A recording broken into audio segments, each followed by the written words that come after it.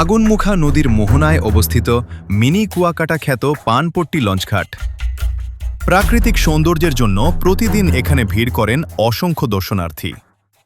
তবে বেড়িবাঁধ দখল করে গড়ে ওঠা অবৈধ স্থাপনায় সেই সৌন্দর্য এখন হুমকির মুখে। অবশেষে দখলমুক্ত করতে ৩ দিনের আল্টিমেটাম দিয়েছে পানি উন্নয়ন বোর্ড। গত কয়েকদিন বিষয়টি গণমাধ্যমে প্রকাশের পর নড়ে চড়ে বসেছে প্রশাসন। পানি উন্নয়ন বোর্ড অবৈধ স্থাপনার মালিকদের ৩ দিনের মধ্যে নিজ দায়িত্বে স্থাপনা সরিয়ে নেওয়ার নোটিশ দিয়েছে। নির্ধারিত সময়ের মধ্যে স্থাপনা অপসারণ না করা হলে উচ্ছেদ অভিযান পরিচালনা করা হবে বলে জানিয়েছে সংশ্লিষ্ট কর্তৃপক্ষ। পটুয়াখালী জেলার গলাচিপা উপজেলার পানপট্টি এলাকায় পানি উন্নয়ন বোর্ড কর্তৃক বেড়িবাঁধে ঢাল সংরক্ষণ কাজ বাস্তবায়ন করা হয়েছে।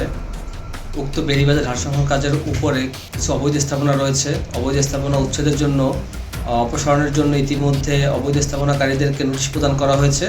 আশা করি তারা নির্ধারিত সময়ের মধ্যে সকল স্থাপনা অপসারণ করবে।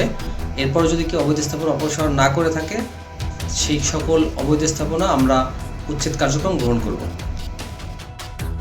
জানা গেছে, প্রশাসনের পরিকল্পনা রয়েছে পানপট্টি লঞ্চঘাটকে আরও পর্যটন বান্ধব হিসেবে গড়ে তোলার।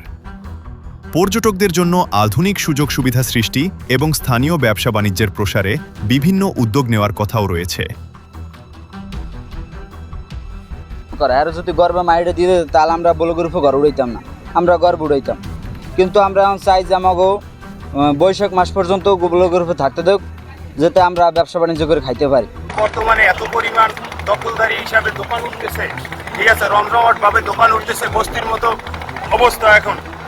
আসলে আমি স্থানীয় মানুষ হিসেবে মনে করি যে এটি আমাদের একটা ঐতিহ্য। এই মিনি কুয়াকাটা হিসেবে আখ্যায়িত করা হচ্ছে পানপট্টি লঞ্চঘাটটিকে।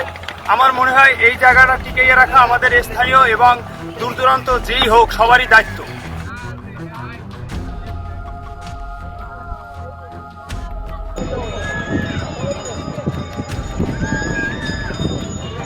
দখল দূষণে হারিয়ে যাচ্ছে পানপট্টির মিনি কুয়াকাটা খ্যাত এই লঞ্চঘাটের সৌন্দর্য।